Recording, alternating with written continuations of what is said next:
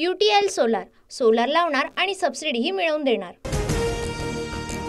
Azad Maidan police चौकीमध्ये मंत्री शंभूराज देसाईंची पुण्यामधल्या मराठा आंदोलकांशी चर्चा। देसाईंसोबतच्या भेटीनंतर मराठा कार्यकर्त्यांचं आंदोलन मागे। पुण्याहून आलेल्या 5 आंदोलकांची आज मुख्यमंत्र्यांसोबत बैठक। सोमवारची माजी न्यायमूर्तींसोबतची बैठकही आज घेता येईल का, याबाबत चर्चा करणार शंभूराज देसाईंची माहिती। वडीगोद्रीमध्ये मराठा आणि ओबीसी कार्यकर्ते आमने सामने। मराठा संघटनांच्या बाईक रॅलीवेळी दोन्ही गटाच्या कार्यकर्त्यांकडून घोषणाबाजी, मोठा पोलीस बंदोबस्त तैनात। जरांगे पाटलांचं सलग 6व्या दिवशी हे आंदोलन सुरूच। मनोज जरांगेंच्या समर्थनार्थ आज पुणे आणि जालना, परभणी बंदची हाक।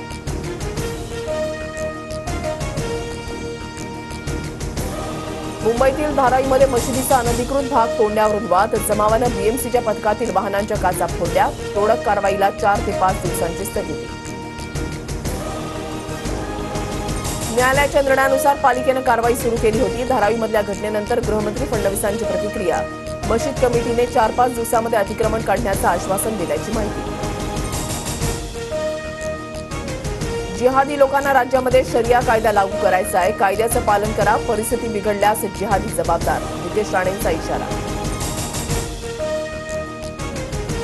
राजकारणासाठी एका समाजाला टार्गेट करणं चुकीचं, शिवसेना आमदार संजय गायकवाड यांची नितेश राणेंवर टीका।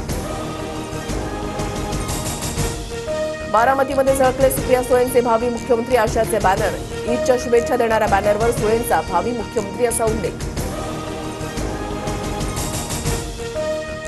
चांगलं काम करणाऱ्यांच्या पाठीवर थाप बसणार की राजकीय गोंधळ घालणाऱ्यांनाच मतदान करणार, वरळीकरांना राज ठाकरेंचा सवाल। वरळीतून राज ठाकरेंनी प्रचाराचा नारळ फोडला। सिनेट निवडणूक मंगळवारी घेण्यास हायकोर्टाची परवानगी। 24 तारखेला मतदान तर 27 तारखेला मतमोजणी होणार। मुंबई विद्यापीठाची विनंती हायकोर्टाकडून मान्य। सोनं आणि चांदीच्या दरामध्ये वाढ सुरू। सोनं प्रतितोळा 75,000 तर चांदीचा दर 89,500 रुपये। कोल्हापूरच्या अंबाबाई देवस्थान समितीकडून दानपेटीमधील पैशांची मोजणी सुरू। अंबाबाई चरणी भाविकांकडून 1,84,00,000 दान। 26 ते 29 सप्टेंबर मुंबई ठाण्याला जोरदार पावसाचा इशारा, तर नाशिक, नागपूर, संभाजीनगर, धुळेसह इतर जिल्ह्यामध्ये मुसळधार ते अतिमुसळधार पावसाचा अंदाज।